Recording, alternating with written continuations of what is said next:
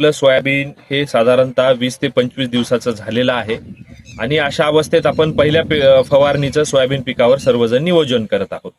तर सध्या सोयाबीनची पाहणी केला असता साधारणतः पेरणीनंतर आपल्याकडं खूप मोठा एक 15 दिवसाचा दीर्घ पावसाचा खंड आपल्याकडं अनुभवायला भेटला. त्यानंतर पाऊस झाल्यानंतर आता सुद्धा पावसानं दडी मारलेली आहे. तर अशा परिस्थितीमध्ये पिकावर मोठ्या प्रमाणामध्ये अजैविक ताण, ज्याला मोठ्या प्रमाणामध्ये पिकाची वाढ थांबणे, हा प्रकार आपल्याला मोठ्या प्रमाणामध्ये पाण्याच्या कमतरतेमुळे दिसून येत आहे.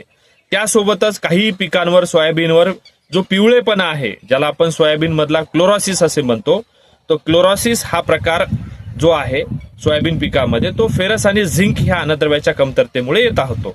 ह्या दोन्ही परिस्थितीमध्ये म्हणजे पाण्याचा ताण असेल किंवा सोयाबीनवरचा पिवळेपणा असेल, ह्यावर नियंत्रण करायचं असेल तर आपल्या कृषी विज्ञान केंद्र सगरोळी जिल्हा नांदेड कडून मायक्रोप्लस नावाचं हे द्रवरूप जे खत आहे ते आपण तयार केलेलं आहे. ह्या द्रवरूप खतामध्ये NPK म्हणजे नत्र स्फुरद पालाश, याच्यासोबत काही सूक्ष्म अन्नद्रव्य 6 प्रकारची, त्यामध्ये फेरस आहे, झिंक आहे, मॅग्नीज आहे, बोरॉन आहे, मॉलिबेडनम आहे, अशा 9 प्रकारच्या मुख्य आणि सूक्ष्म अन्नद्रव्याचं मिश्रण आपण तयार केलेलं आहे, जे मायक्रोप्लस नावानं आपल्या इथं उपलब्ध आहे. याचं जे फवारणी आपल्याला सोयाबीन पिकावर 3 वेळेस घ्यायची आहे. एक म्हणजे साधारणतः आता पाण्याचा ताण आहे या वाढीच्या अवस्थेमध्ये तुम्ही घ्या, त्यानंतर शेंगा पोसण्याच्या अवस्थेमध्ये घ्या, त्यानंतर शेंगा भरण्याच्या अवस्थेमध्ये, असं 3 अवस्थेमध्ये 0.5 ते 1% म्हणजे 50 मिली ते 100 ml प्रति 10 लिटर पाणी ह्या प्रमाणामध्ये जर सोयाबीन पिकावर ह्याची जर फवारणी घेतली तर आपलं सोयाबीनचा जो पाण्याचा ताण आहे